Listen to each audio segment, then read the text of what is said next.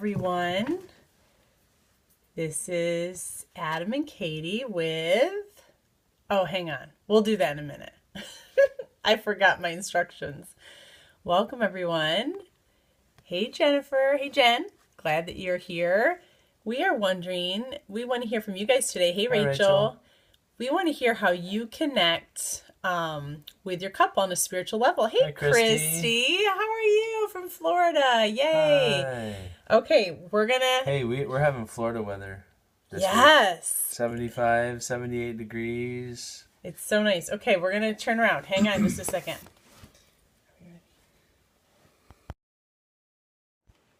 Hi, it's Katie.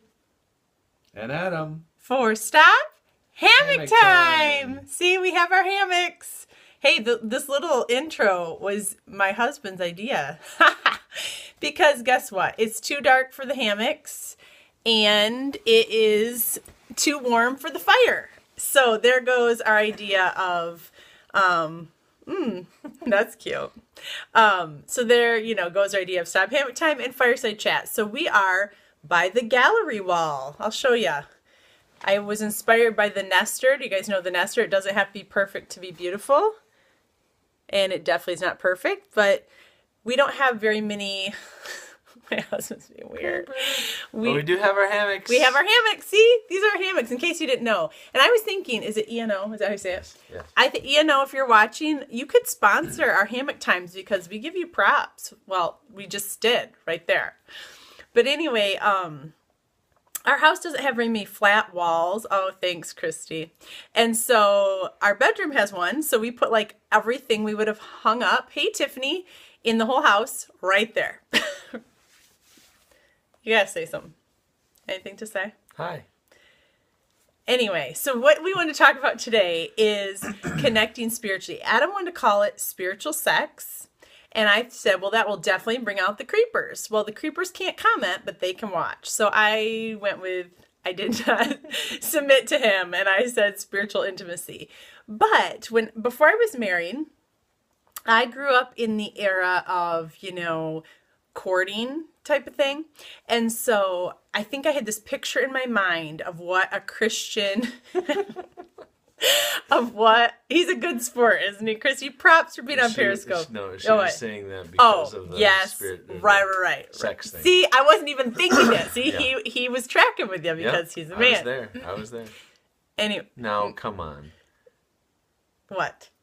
Nothing. Okay. Anyway, so before I was married, I had this picture of what our our devotional time would look like. Even what our marriage would look like, He would do all the finances because he's the man. And we would sit down and drink coffee. We really don't drink coffee, but we'd sit down in the mornings. That stuff will kill you. And we'd hold hands and we would study the scripture together every morning because that's what a Christian marriage did, right?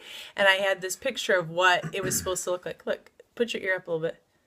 Look, it's like you have my earring on. Adam has earrings. Have you guys ever noticed that? Adam has earrings. And my parents told me to not marry a guy that had an earring. So I didn't. I married one that had two. Right? Right, Dad and Mom, if you're watching. Anyway, and there's probably something about tattoos in there too, but he got those afterwards. So that wasn't in the agreement to begin with. Right. So anyway, so suffice it to say, our devotional time did not look how I pictured. And so I thought we were like not Christians or something. I don't know. So our marriage was going to fail. Yeah. So we've tried a couple things over the years. One thing we tried that makes him cool. That's right. One thing we tried was this book, Creative Conversation Starters for Couples. And guess who purchased this? It was me. And I think Adam was you. Anyway, so we did this for us. So here's an example. Page 43. Great question to ask. In what ways has our marriage changed you as a person? So what we would do is we would just do 3 at a time. And he would answer, then I would answer, and then the next time I would answer, then he would answer. And let me tell you how this went. Adam would say, I don't know. I think I go to more musicals than I did, And then I would talk for 15 minutes about how marriage had changed me. And then sometimes it would say something like, what's one thing or that annoys you? And Adam'd be like, can't really think of something, but I guess you're kind of a loud phone talker. And so then I would defend myself about that. And then I would tell him 10 things. Right? Is this right? So anyway, but we did have fun. I mean, some things. I also have another book that says like ways to, hey Susie, ways to like romance your husband or something. I had some fun ideas. I'll have to find that book too. Although I think I gave it away, but it was good. So anyway, what kind of things have you guys done if you're married to connect? You know, for a while, Adam started a thing where we were praying together in the morning, and we stopped doing that. So like, we're not the poster children for this. So we want your guys' ideas of how you connect with your spouse. You know, I think for us, and then you have to talk, okay, after this. Well, I was just going to say, we did, for a little while, we did couch time, where, you know. You better explain what that is, because that sounds a little. Couch time Thanks, is this idea that, whenever I would come home from work, we would take, 15, 20 minutes, half hour, whatever, and just sit on the couch and have face-to-face talk time. So Time out just a minute. Chrissy said they prayed together at night before falling asleep. That is great. And that means you're in bed at the same time, which is a very good thing. We're trying to work on that. Although the pregnancy has helped, because I'm much more tired earlier. Anyway, sorry. Thank you, baby mama. Anyways, couch time, yes. We got talking about going to bed together. Right, I know. I lost my Christy's getting us all discombobulated. We love you, Christy. I know. So kids are not interrupting. They're in a different room, or you're in a different room where you can just be you and your spouse connecting face to face. He's not sorry. Yeah, no. Sorry, not sorry. Yeah. But also, so like I'm telling her about my day. She's telling me about her day. We're having that half hour or whatever of just connecting, and it's just us, no kids. No interruptions, just us connecting every day. Well, and the kids would try to interrupt, but we trained them when we're talking. Like, we had to work on that. It wasn't like they were just like, oh, And so then it's kind of this way with Periscope, actually. Like, we get to connect, right? It's our scope time. Yeah. So anyway. So thank you. So thank you for helping us connect. But the other thing, too, is... what was I going to say? I lost my train of thought about connecting. Oh, one thing we love to do, I think we've told you this before, is to get together with other couples. Especially, we don't really care, like, if they're older, our same age, younger, just dating, engaged, whatever. But we love to talk about different topics, that, we have a few close friends that we can talk about a little deeper topics with than some, but, we just like to, I think if someone's dating or they're engaged, we like to ask them awkwardly hard questions, like, are you being pure, or how did you meet, or that kind of thing. And for us, we feel like we're connecting when we minister to couples together, right? Am I saying this right? Yep. So, I'm nodding, yes, in agreement. We agree. So anyway, hey Cindy, welcome. Cindy. Hey, congratulations to Cindy. Let's give Cindy some love. She had her 100th Periscope. Was it today, Cindy? That is so impressive. You inspire me. Thumbs up. We should do all the emojis. Oh, Wink. no, let's put our own little hearts in the corner. Hearts. Hearts for Cindy. Hearts. We're benefiting from your hearts. Anyway, that is so exciting. We are so proud of you for being like the scoping queen. That is great. So, you are so funny. I taught you like 2 things and you've taught me 100, but you are very nice. So anyway, so how do you guys connect? Cindy, how do you and Reverend John connect spiritually? Do you have devotional time? Yes, I did write your Periscope. You are so funny. You are too nice to me. Okay, so how do you guys, since you're on the hot seat right now, how do you guys connect? Hey, Nessa, welcome. Do you do a devotional book? I've heard of one called like Nightlight. Ed and I were talking about this the other day. We think that maybe we're not experts, obviously, we go for walks. I love that. The winter. Mm. Winter walks. We could do that. I love that it's kind of unconventional because, I just always picture it has to be quiet, hang out and eat nachos. Are you telling us or that's what you do too? She knows I like that idea. I think she was on her nacho scope. I like nachos. But I think too, don't we like get in a box of what we think it has to look like? And it can look a lot different than that, right? Adam wants me to come sometime, up to the hunting blind. The Dawn is my favorite song at this moment. Ooh. Oh, you're so nice from my CD. Oh, that makes me happy. Oh, discuss sermons we hear. That's a good idea. We do that sometimes too. Like, or, hey, I learned this in the Word. What do you think? I think sometimes we probably do more than we realize. It just doesn't look like we picture. It's not, we don't have it's hard for us to block out a section of time where we just sit down and that's all we do.